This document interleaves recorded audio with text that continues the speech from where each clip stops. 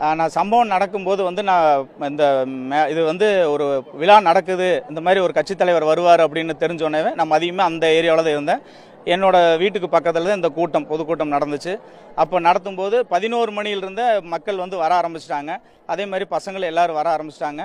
குழந்தைங்களெல்லாம் தூக்கிட்டு வந்திருக்காங்க. ஆனால் அரசு என்ன சொல்லுச்சு அப்படின்னா, அப்ரூவல் கொடுக்கும்போதே குழந்தைகளும் பெண்களும் தயவு செய்து அனுமதிக்காதுன்னு சொன்னாங்க. காவல்துறையும் குறை சொல்ல முடியாது. எல்லா இடத்துலையுமே அந்த ஒவ்வொரு இடத்துல கூட்டம் இருக்கும்போது கொஞ்சம் ஓரங்கட்டி போங்க அப்படின்னு சொல்லும்போது அவங்க அவங்களோட பணியை, காவல்துறை பணிகள் கரெக்டாக செஞ்சாங்க. ஆனால் அந்தளவுக்கு கூட்டங்கள் அதிகரிச்சது. இப்போ அவங்க முறைப்படி 12 மணிக்கு டைம் கொடுத்துருக்காங்க, 1 மணிக்கு டைம் கொடுத்துருக்காங்க அப்படின்னா, ஒரு கட்சி தலைவர் அந்த திட்டமிடுதலோட ஒரு 2 மணிக்கு வந்திருந்தாங்கன்னா எந்த குழந்தையும் பாதிப்பு அடைஞ்சிருக்காது, எந்த மக்களுக்கும் எந்த விஷயம் நடந்திருக்காது. ஆனால் ஒரு வெயில்ல குறைந்தபட்சம் 5 மணி நேரம் ஒரே இடத்துல அவங்க நின்றுக்கிட்டு ஆட்டம் பாட்டத்தோடு இருக்கும்போது அவங்க எனர்ஜி வேஸ்ட் ஆயிருச்சு. வெயிலின் தாக்கம் அதிகமாக இருக்கிறதுனால அவங்க சாப்பிட போக எங்கே முடியல. அந்த ஏரியாவில் இருக்கக்கூடிய ஒரே ஒரு ஹோட்டல் தான். அதுலேயும் சில பேர் மட்டும்தான் போய் சாப்பிட்டுட்டு இவர் கட்சி தலைவரை பார்க்கறதோடைய சந்தோஷத்தில் யாரும் சாப்பிடாம விட்டுட்டாங்க. அப்போ இவர் வரேன்னு சொல்லிட்டு குறைந்தபட்சம் 5 மணி நேரம் கழிச்சு பைபாஸுக்கு வரும்போதே 5:15 5:45 இருக்கும். அது உங்களுக்கே தெரிஞ்சிருக்கும். அதுக்கப்புறம் இங்கே கூட்டம் நடத்தும் போது ஒரு சரியான திட்டமிடுதல் எதுவுமே இல்லை.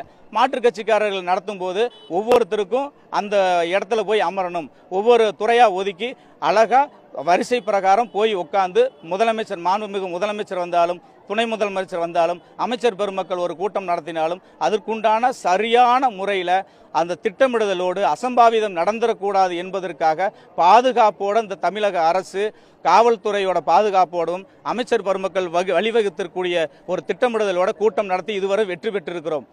மாற்று கட்சிக்காரர்களாக இருந்தாலும் அதற்குண்டான ஒரு பாகுபாடை வளர்த்து கொண்டு அந்த மீட்டிங் இது வரைக்கும் நடந்திருக்கு. ஆனால் இதில் ஒரு பெரிய திட்டமிடுதல் இல்லை. இந்த டயத்துக்கு வந்திருந்தாங்கன்னா அசம்பாவிதம் நடந்திருக்காது.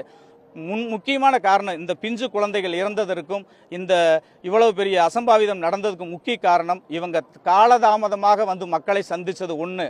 அதுக்கப்புறம் ஒரு பேரிகார்டு போட்டு அதை தாண்டி இவர்களால இப்போ இளம் வயது அவர்களை நம்ம குறை சொல்ல முடியாது.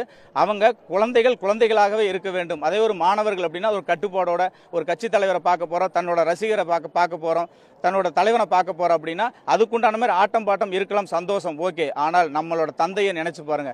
தாய் தந்தை நம்மளை பெற்று வளர்த்து இந்த அளவுக்கு ஆளாக்கி ஒரு படித்து தன்னோட பையன் உயர்வான் என்று சொல்லி நினைச்சிட்டு இருக்கும்போது தவறான ஒரு வீட்டிலே சொல்லாமல் இந்த மாதிரி ஒரு கட்சி தலைவரை பார்க்க இப்போ கரூர் மாவட்டமே ஒரு அவல நிலைக்கு உள்ளாக இருக்குது.